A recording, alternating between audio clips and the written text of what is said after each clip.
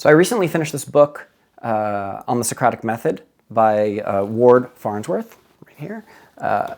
It's a fantastic book. I really, really enjoyed it. And it really got me thinking about the Socratic method and about, of course, what it is exactly. The book is a guide. It's meant to be a handbook, sort of a practitioner's handbook. So it's meant to show you what the Socratic method is and how Socrates used it in the Platonic dialogues and why it's useful for us. But it really got me thinking more broadly about our discourse and the way that we might take the lessons of the Socratic method and apply them to our day-to-day lives, our conversations, and when that might work and when it might not. And so there's a lot here. I guess the first thing that really struck me about this was that there doesn't seem to be much of a relationship between the Socratic method, as Farnsworth explains it in the dialogues, and the Socratic method as it's depicted in movies, let's say a law school. Now, I've never been to law school, so maybe movies are just doing a poor job of this. But it seems like what happens in what we see in movies often is that the professor asks the students a lot of questions, and so the way that the alternative usually is a lecture style, right? So a law school professor will say, "I'm not here to lecture. We're going to use the Socratic method," and then the time spent in the classroom is time devoted mostly to the instructor, the professor, testing the students in some way. So the student will make a claim about a law applying or not applying, or maybe they're simulating a courtroom or something, and then the professor will say, "Okay, well," and then maybe the professor will point out a problem with it, and then challenge another student to say something, and so on. This doesn't seem to really match up with what the Socratic method is, for a few reasons. The first is that the Socratic method was never meant, according to Farnsworth, and I agree with him from what I've seen, it was never meant to be a style of teaching. It was really meant, it's never explicated. There's never anything in the Platonic dialogues that says this is the Socratic method. But if you observe the dialogues and extract the patterns of conversation out, it's clear that what's happening is that Socrates is challenging his interlocutors in a certain way. There's a certain style. There's some principles that you can infer that he's using, and it's really not. It's not a matter of just questioning. And I would say even to the degree that he is questioning his interlocutors, but it's done in a particular way. So let me explain some of the core principles. So a key idea or a couple of key points in the Socratic method is that you first have a claim. So the one example given in the book is from the Platonic dialogue Laches, and in that dialogue, I think there are two fathers talking to two generals about their sons' training and whether or not they should be training with armor, and they sort of agree that training with armor teaches courage. And then Socrates sort of says, "Well, what do you mean by courage? What's courage?" And so now Socrates and Laches go back and forth a bit about what courage means. So I think Laches offers that courage is to not what soldiers do when they don't run away, and Socrates says, well, sometimes you can be courageous and while you're running away from the enemy, and says, okay, well, right, maybe it's about a persistence of mind, let's say, and then Socrates goes, oh, okay, well, you could be persistent at something that maybe you're persistent in pursuing wealth, and do we call that courage? And Laches goes, well, no, that's not exactly courage either, and then Socrates goes, well, maybe it's about pursuing something with wisdom, right? So this sort of persistent questioning of, well, what do we mean by this, and does this apply? This why, and be more specific, and so on. This way of thinking is what's apparent in the dialogue. Now, if you try to do this with someone, you're probably going to annoy them, and it's probably not going to be very productive. So there are a couple of other things that are important when using this approach. One is that when taking steps in the dialogue, it's very important that the person who's applying the method, right? If you're Socrates, hypothetically in this conversation, you are not trying to win. You're not defending a particular position. What you're trying to do is reveal inconsistencies. You're trying to reveal that the person you're speaking to believes two things that are not compatible with each other, and it's not really what you're up to is not to try to get your conversational partner to agree with your side as opposed to his or her side.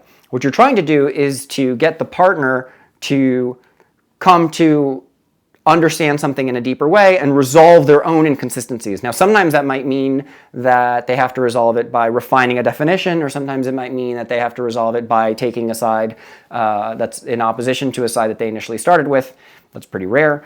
But the point is that the Socratic figure shouldn't care, right? The Socratic figure says, basically kind of like, I don't know, but you've clearly come to a point in the conversation where doesn't this point you've just made give you trouble with this other point you made earlier? So how do what do you say about that?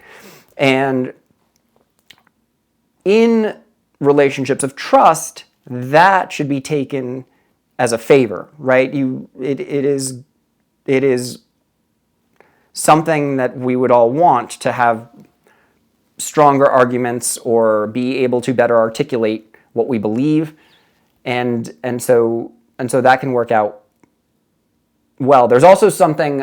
So one key is that you're not trying to win one particular side. You're trying to reveal inconsistencies, and you're trying to show that you're trying to do that by not by showing those, not by describing the inconsistencies yourself, but ideally by asking questions that get your partner, your interlocutor, to discover his or her own inconsistencies. And so also, as you proceed, you don't sort of want to, it kind of makes the dialogues a little frustrating to read, but Socrates gets agreement from his conversational partners every step of the way. And so, it goes something like, well, would you say that maybe this is an example of what you're talking about? And the person goes, yeah, that's okay. And then well, what about, would it be, what about this definition for this concept? And they go, yeah, okay. And then go, well, then does that give trouble to this other thing that you agreed to? Go, oh, yeah, maybe, I don't know, let me try to refine that, right? So you're always getting agreement every step of the way. Socrates may propose definitions occasionally, but even if he does that, he doesn't just say, well, obviously everyone knows that courage means X. He says, well, I don't know, what about, would courage mean this? Do you mean something, let's refine it a little bit? And it's always important that the interlocutor agree, right? Because the Socratic figure is a guide, and the guide is trying to get the guide is an assistant in a sense, right? It's if the person you're speaking to, if the person Socrates is speaking to senses that Socrates is up to something, right? That he's trying to get trying to get someone to believe a specific view, then you're going to rightfully that person's going to feel defensive, right? Because you're going to say, well, you're trying to convince me, you're up to something, right? You want me to believe this thing that I don't believe, and I don't know, I'm not really up for that. But so it's very helpful that. And it really only works, I think, if you're very sincere about it. It's important that you really want your interlocutor to believe a better version of whatever it is they started with, a stronger version of their argument. Now, why did I say that the Socratic method is not what's happening in law schools when professors are asking their students questions? Well, it might be in some sense, but I think, and I've seen this in my philosophy classes, often the practitioner of the Socratic method is, if at all, it's the instructor, and very often the instructor, the professor, knows, has a position and proposes a counterposition, right? So maybe let me take a concrete example. Let's say that there is an argument on the table someone says something like the following. They say, I don't think the First Amendment applies to pornography. Fine. So as an instructor, you might, in a classroom, you might say, well, okay, I kind of know where I want to take the conversation. Maybe I think it does apply or doesn't apply. Maybe I'm familiar with some court cases, and I'll sort of guide the conversation in that way. That's not really Socratic, because the Socratic method really should be one that says, I'm not here to convince you that the First Amendment does or doesn't protect pornography. I'm here to help you make the best argument that you can make and clarify your thinking. And so whether or not you sort of do it this way out loud, the mental machinery that should come into play is, you might imagine in a regular conversation, someone says this, and then someone who's politically aligned with them might go, yeah, I don't think so either, right? They just sort of agree with the statement. Well, no one has really explained what's meant by any of the terms. And someone who sort of says, well, okay, let's make sure that this is the best argument that we can make, will say, well, okay, first, and maybe they won't say this, maybe they'll just think it, but they'll think, okay, you don't think that the First Amendment applies to pornography. First, when you say that you don't think, do you mean that you don't think that it does, or you don't think that it should, right? Is it a question, is it a descriptive question about what the state of the world is, or is it a normative question about your interpretation of the First Amendment? Then what is the First Amendment exactly? And what do you mean by political speech?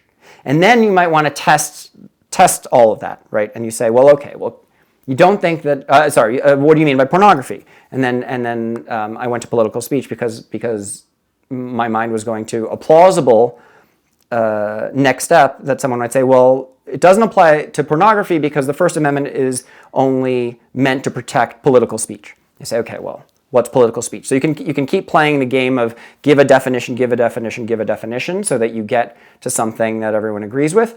Or you can say, okay, well, you've said that it doesn't apply to political. Can you think now of an instance of pornography that might be political speech? And again, all of this is not meant to get someone to agree or disagree about whether or not the First Amendment applies to pornography. The idea is that the statement alone lacks any reference to the context, the explanatory substructure that would make it possible for someone to agree or disagree with it on its face. And it also probably makes it the case that if the person doesn't have the answers to these questions, then the person doesn't really know whether they agree or disagree with it. They might agree with the phrase as they've heard it, they might agree with the claim as they've heard it, but they may not really have a deep understanding of what they might even mean if they really thought about that claim. So it's a style of thought, really. And that's Farnsworth makes that claim on, I think, the very first page of the book. Says it's not a teaching method. It's not about how to teach. It's about how to think, and it's about a type of humility, right? This is why Socrates said that he's the wisest person because he's the only one who knows that he doesn't know anything.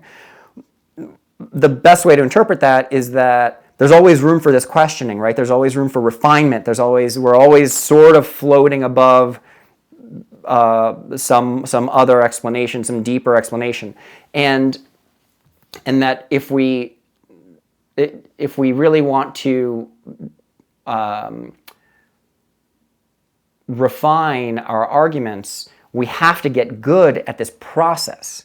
So there is a skill in the Socratic method. There's a skill in guiding someone through the process. There's a skill in identifying the concepts that could use refinement. There's a creative component, which is to think of examples that may or may not fit, or to think of a direction in which you might try to take a definition to see if it's possible. Maybe a definition has to be expanded, or maybe it has to be narrowed. And what will drive that very often is trying to come up with creative examples or counterexamples, things that fit, things that don't fit, things that should fit, but they don't fit because the definition is too narrow, something like that.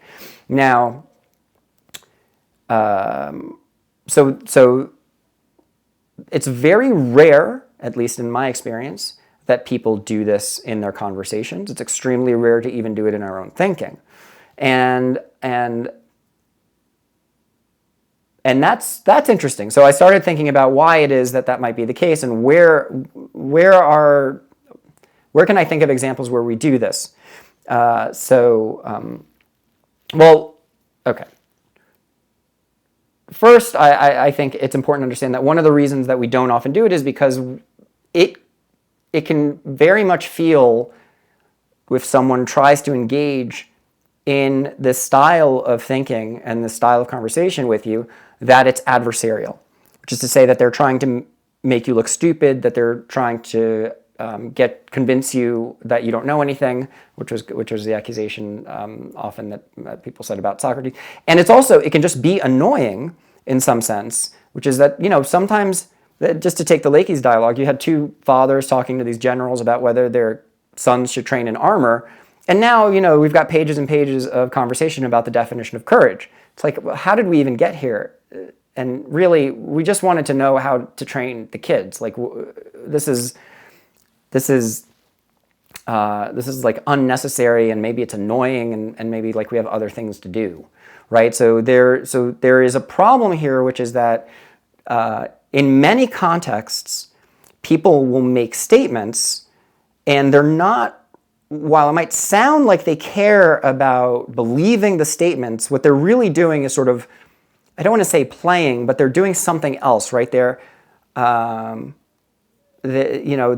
maybe trying to have a conversation, or they're trying to bond with people, right? They're trying to bring up something, maybe a political issue that they know everyone will sort of agree with them on, and so everyone can sit around and go, wow, I can't believe so-and-so did this, or that president, or that political figure. What an idiot, right? And then everyone can sort of feel good. It's sort of like the point isn't really to decide whether or not we should agree with the position. The point is that we're bonding and we're having a good time. And so in some sense, it's like trying to play a friendly game of chess when someone comes along and they sort of start to do really deep analysis on all of your chess moves, and you go, look, I wasn't really looking for a chess lesson. I was just trying to have some fun here and play chess for half an hour. So can you please maybe not do that? And that's reasonable enough. So one thing is to understand the context of the conversation, because it can feel very adversarial. But the counter argument to that is that it doesn't actually have to be the case that it's adversarial.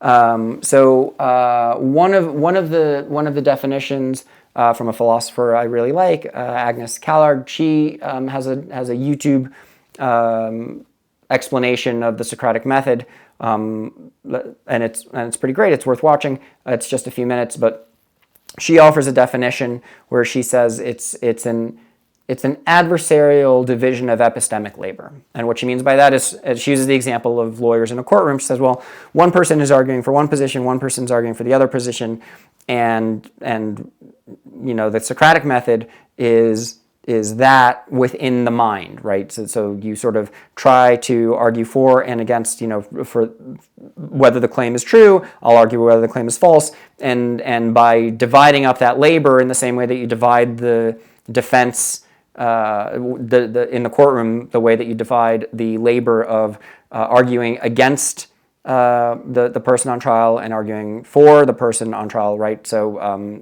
the prosecutor and the defense attorney are trying to do work that's a little different, right? They're trying to prove different things. So that's what Agnes Callard means by a division of labor, and it's a division of epistemic labor because epistemology is the study of knowledge and belief and such. And so this idea that I want to think about whether or not it's the case that the First Amendment applies to pornography, and so the way that I'm going to go about doing that is in part by reading the First Amendment, but it's going to be in part by thinking things through, and that's epistemic labor, and then thinking the pros and the cons and dividing that up is a division of labor of sorts. Now, the question is whether it really is adversarial or not, and I think it's important to understand what we mean by adversarial and what we mean by cooperative or coordinated. Typically, when we engage in productive adversarial activities, those activities are also somewhat cooperative and somewhat coordinated. Otherwise, it would just be chaos, right? So, if you are engaged in a hockey game or a soccer game, there are rules that everyone agrees to. So that component of it is cooperative. Everyone agrees to the ground rules, and then they're going to be adversaries within that context, right? So and in a legal proceeding, the lawyers agree to some rules. So everyone in the room agrees to certain protocols, let's say, certain rituals, certain values that they uphold, and that's cooperative, right? It's coordinated and it's cooperative, so it's agreement. And then they're going to be adversarial with each other, but stick to the rules for some higher purpose, right? Which in the courtroom is justice, and maybe within an athletic pursuit, it's going to be in order to bring about the greatest athletic ability or the greatest ability of a team to work together towards some end, right? And if people start to break the rules, then that sort of falls apart, and now we can't be our best because someone cheated, and so it's important that both of those elements are there. And so the Socratic method is sort of has to work that way too.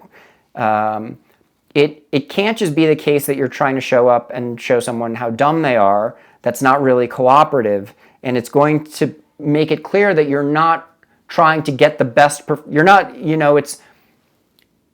it's sort of like someone wants to box, and then you just pull them to the ground and wrestle them to show them that you're bigger and badder and stronger and a better fighter or something. They go, yeah, but that wasn't the point. The point was that I wanted to get better at boxing, and now we're not boxing.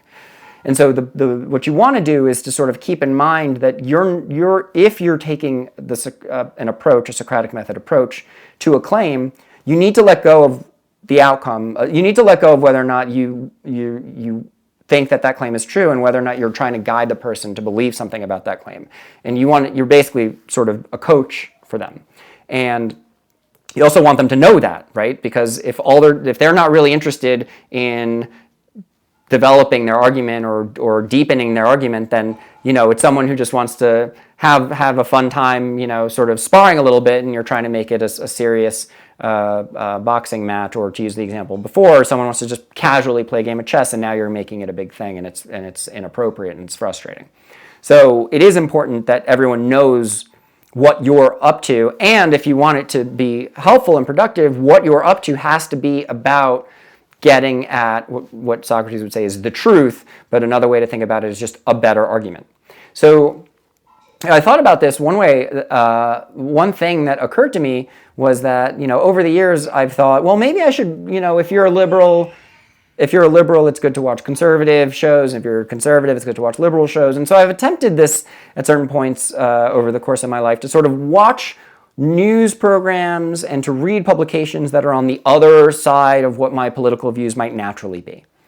And it's been really frustrating, and it's kind of interesting to try to understand why, because I think it isn't the case that it's been frustrating because when I read things on an opposing side, I see a really great argument and I just get upset that I've lost, right? It's not a feeling of, wow, this is such a better argument, and now I don't know what to do with my, I'm sort of defensive and resistant to that, and I go, well, I'm never going to read that again. This really brilliant takedown of my position is just frustrating me, so forget it. That's not usually what happens. Usually what happens is that, let's say you tend to watch, let's say you tend to have liberal views and you watch MSNBC or something like that, or read CNN, and then you decide, I'm going to watch Fox News. Well, the experience of watching Fox News is probably not going to be one where you say, wow, that's a really brilliant counter-argument to the position that I had. You're going to think, wow, these are really dumb arguments, or these are really shallow views, or this is a really biased selection of events that are happening in the country. And I think the revelation there should be, yeah, probably what you're watching is the same. It's just that you don't realize all of those things because they don't challenge your views. And so all of the hidden premises that you would need in order to agree with a certain side are already there, right? So if you tend to have agreed with liberal views and you've never had them challenged Socratically, or you've never had to defend them in a deep way, then hearing them again is not going to frustrate you. They're never going to come across as being shallow. It's never going to come across as being biased. But when you hear the equivalent on an opposing side, you will sort of say that because you'll say, well, that's not going to convince me. That's a very shallow argument. It's a very biased argument. If you're going to convince me, you need to really give me a deep argument. And then the right thing to realize is that when you go back to your original sources, they're not giving deep arguments either. It's just that you're not demanding those deep arguments. So what I've come to realize is that most of what we consume is it's not that one is smarter than the other. It feels like they're smarter because they align with our views, and we think we're smart, we think our views are smart, we think our views are well informed. But neither side is doing what would be something that I think we would naturally be drawn to in the right context, which is a deepening of our understanding in a way that gets us to see nuance, right? So what would be, and you're not always in the mood for this, but what is really interesting is, let's say you have a very close someone who's very close to you in your life, who's in a position of a high degree of trust, right? So maybe it's a romantic partner or a husband or a wife or a sibling or a parent or someone you really admire, or maybe someone you served in the military with, or maybe someone that you've worked with for many years, someone whom you hold in very high regard. Let's say you think that they're very thoughtful and you think they're a very good person, and then you come to discover that you have a political disagreement. Well, in that sort of a context, it can sometimes be the case that you'll be very appreciative of a thoughtful dialogue in which the details of that perspective are sort of laid out in a way that changes your own attachment to your own views, and you go, oh, that's interesting, and it may not unseat your position, but it may push you to redefine the boundaries of your position. You might say, okay, well, maybe those are circumstances in which the belief I had doesn't exactly apply, or that the belief I had is really only predicated on certain other things being true that sometimes aren't true. Maybe you favor certain immigration policies, but maybe you really favor those immigration policies because you have an assumption about, let's say you want to have more immigration, and maybe you have an assumption about how successful people tend to be, or how well our country does in absorbing them. And if you take that off the table, then maybe you wouldn't want more immigration because maybe we're doing a very bad job of maybe the people who tend to immigrate don't do very well. And so, right, there can be a lot of nuance, especially in these sorts of political views. So the question is then, what is the book? Farnsworth's book it's a really great book, and it gets to some quite detailed, some technical explanations about how the Socratic method works in getting people to states of contradictions and so on. And it could be a little bit, reading stuff like that can be a little bit like learning how to dance by someone describing the angles of legs and knees and the movement as it applies to a rhythm in music in a technical way, and that you can lose the spirit of what's going on. So I would say the way to think about it is that you want to be, what you want to do is take a claim, and instead of putting on the hat of the person who's making the claim and is attached to the claim, you want to take that hat off and you want to put on a hat of the person who wants to let's say, test the claim out in the spirit of making it a better claim. And so in order to do that, what you need to do is first you need to make sure that you understand the claim, and ask a lot of questions. So like the example I used before, you would say, well, what do you mean by I think that it applies, the First Amendment applies? What do you mean by pornography? What do you mean by political speech, and so on? So what do you mean, and then think of examples, and really there's an analogous psychological state that software engineers have, right? So when you're writing code, typically you have the code that you write falls into two categories: your implementation code and your test code. And it's very interesting that whenever you write your implementation code, I used to do this in college before I knew that I needed to write tests. I'd have an assignment for class and I would implement something, and then I would turn to my roommate and I would say, hey, can you break this? And it would take him 5 seconds. He would immediately break it. He would try some crazy scenario with it that I never tried, and it would fall apart. And it was amazing to me how quickly he could do that. Now, when you become a professional software engineer, you learn that the way you deal with that is that half the time you spend writing your code and half the time you spend writing code to try to break the code that you wrote. Now, it's not very rewarding. A couple of things emerge when you do this. One thing is that you find it's not very rewarding to just break something. The real innovation is when software engineers started to write test code in the way that they wrote implementation code, which is, so you get the satisfaction of building up more and more and more tests. So you build up a body of code that exists in opposition to your implementation code. And you have just as much pride in the great tests you wrote as you do in the implementation code that you wrote. The other thing that's very clear is that you're very bad at realizing ways in which your implementation code will be broken until you put on that other hat and you say, okay, now it's time to break this. I mean, just imagine, you think your house is safe. And maybe you've thought about it on occasion, like how safe is your house? But now imagine that you took it as a serious exercise and said, okay, you tell your family, listen, don't be alarmed, but next week, at some point in the middle of the night, I'm going to leave for a couple of days, and at some point one night this week, I'm going to try to break into our house, and I want you to, and so don't worry if you hear anything, but I just want to see how possible it is to do.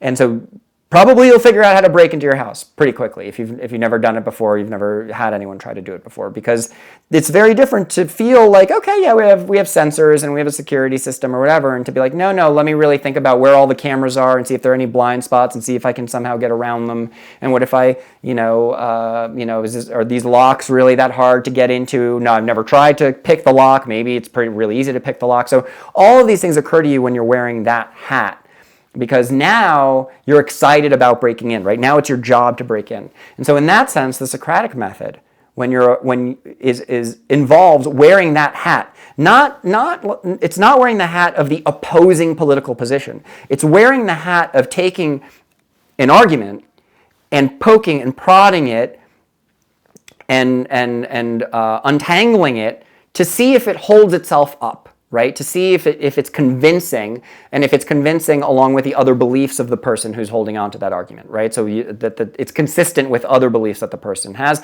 and if not, then adjusting it a little bit to make it a better fit for the other beliefs that the person has, or making it a better fit just on its own to see that to make it a stronger argument. So you have to remember that the result of a Socratic method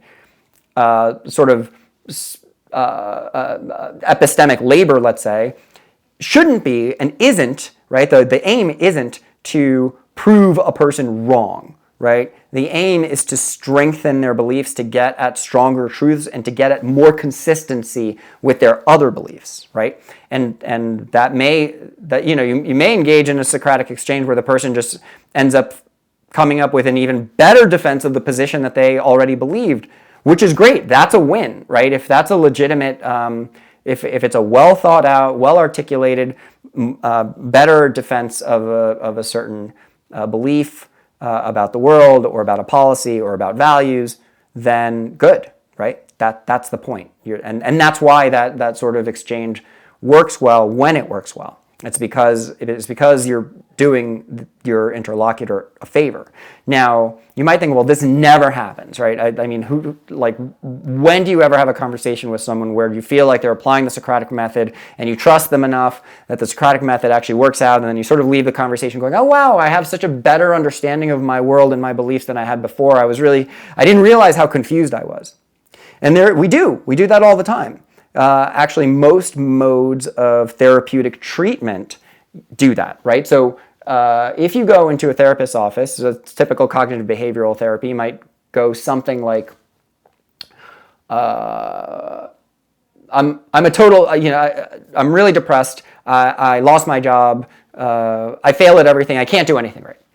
And a cognitive behavioral therapist will do something like start to get at, well, what do you mean you fail at everything? Like, can you think of things?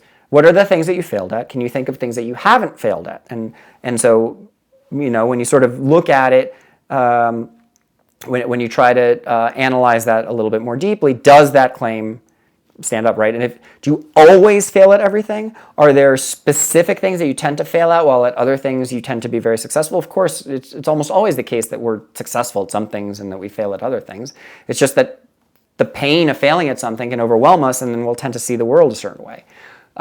So, say, oh, well, what do you mean by, the therapist might also do a Socratic method style conceptual analysis. Say, well, what do you mean by failure exactly? I mean, is this something that was it a failure, do you think, to have lost this job? Is it a failure according to your definition of a failure? Is it a failure according to the employer's definition of failure? Were you trying to get fired from this job? So obviously there's a lot going on in therapy where you're trying to uncover unconscious motivations and actions and so on, but also a lot of what cognitive behavioral therapy and other similar forms of therapy, a lot of what that's about is a Socratic method sort of analysis of claims, because the claims that we make sound true to us, and once we sort of try to test them or prod them or refine them, they sort of fall apart, and we have to narrow the claim. So, okay, I'm not a failure at everything because I'm a good friend,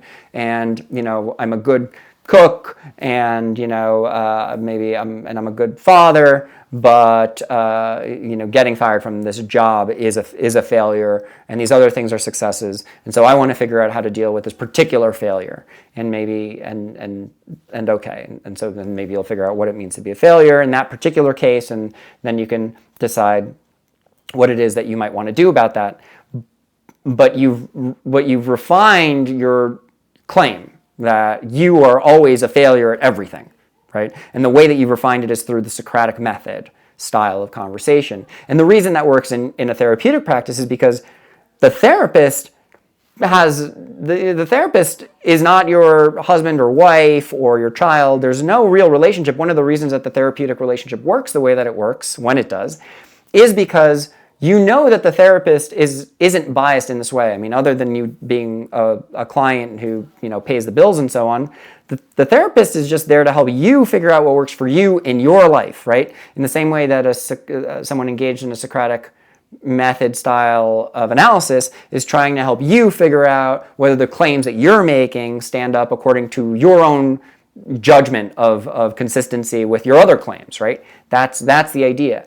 And it isn't really the therapist's job to say whether the therapist may have personal views about whether you should work or not work, or should have gotten fired from this job or not gotten fired from this job, or so on. But the therapist will not bring that into the conversation typically, because that's inappropriate. It's not the point. It's not this. It's not. It breaks the rules of the. In some sense, it undermines the trust that you have that the therapist isn't trying to convince you to do one thing or another that the therapist just personally thinks is the right thing to do. The point is that the therapist is trying to help you to uncover what you think the right things are to do, and then to see how those things are consistent or inconsistent with the actions that you carry out. Maybe you have to refine what you think you believe, or maybe you have to change your behaviors, or maybe there's some other thing that you need to do. So all of that is sort of a Socratic method style of analysis. And it works really well in that context, right? But think about all the things that are established ahead of time. Like, you have a therapeutic relationship. You're there for a particular purpose. So this is a case where you're sitting down to play chess and you're saying, listen, I'm a mess at chess. I want you to help me be better at chess, right? I'm a mess at my conceptual analysis. I'm coming in for once a week for 60 minutes or for 45 minutes, and please help me try to better understand how the beliefs I have about my life and my behaviors are mismatched, and figure out what it is. Maybe there's something or a bunch of things that I can do to make my life better according to my own definition of better, right? That's the idea. That's the key thing.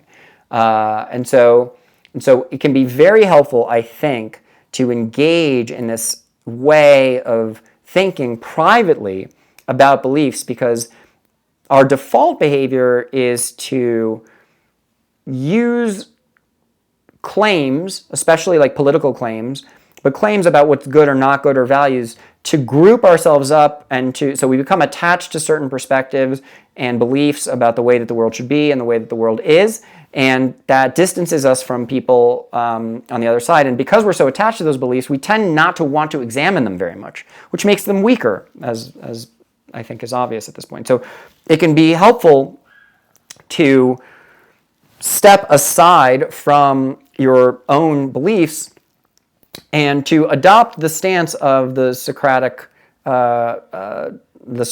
interlocutor, or let's say the therapist, and to say, okay, well, let me really think about what I mean exactly when I say this, and what someone else means by what they say when it seems like they disagree with something that I think or that I claim to think.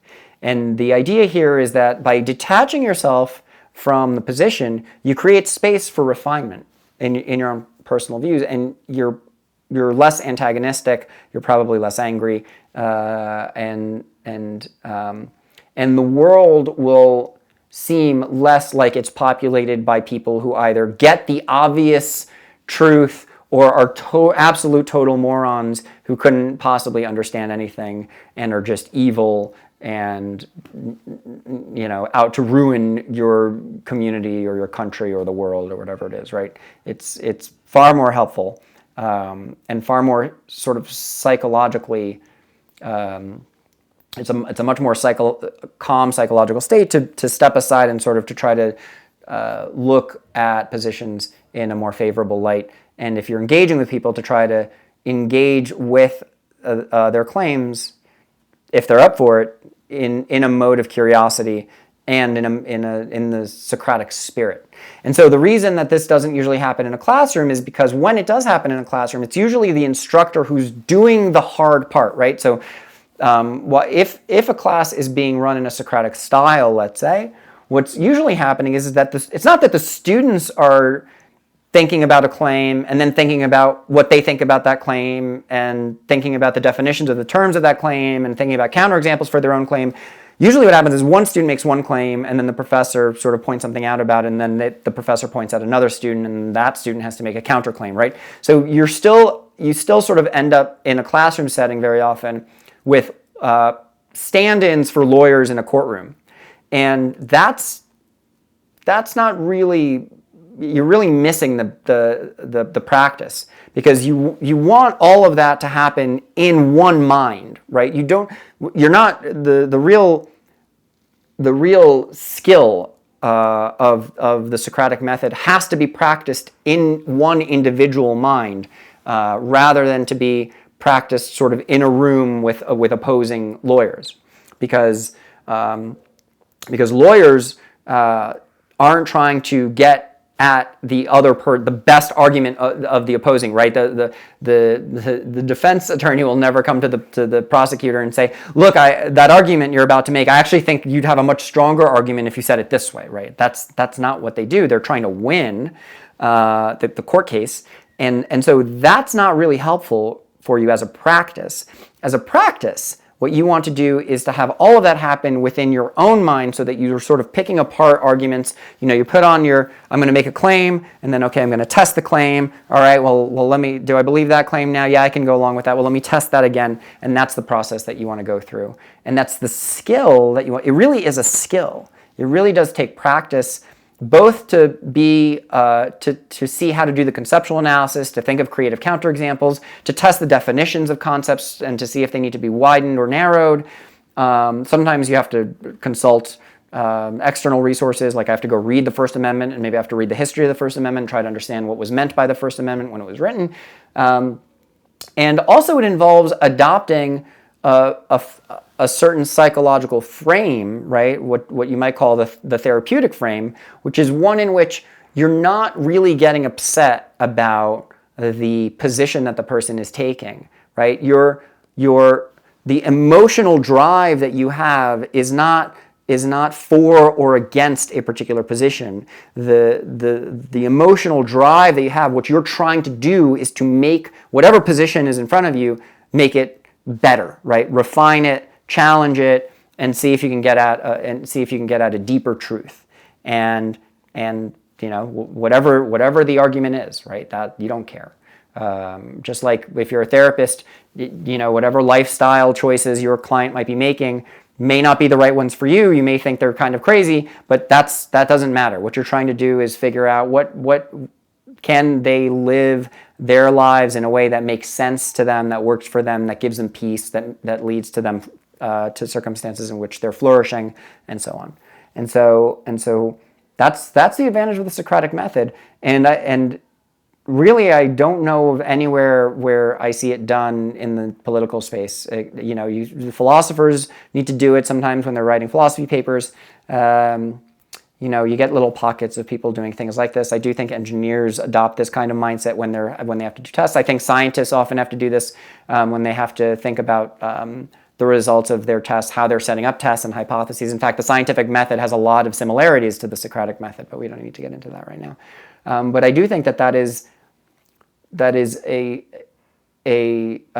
really incredibly valuable skill to develop, and it can be sort of an antidote to foolishness and to frustration. It can be extremely helpful and very humbling, because it really reveals just how shallow most of our beliefs are, and just how complicated the world is, and how difficult it is to come to a version of a claim that we're actually willing to stand for, right? To really have tested. So it's really great.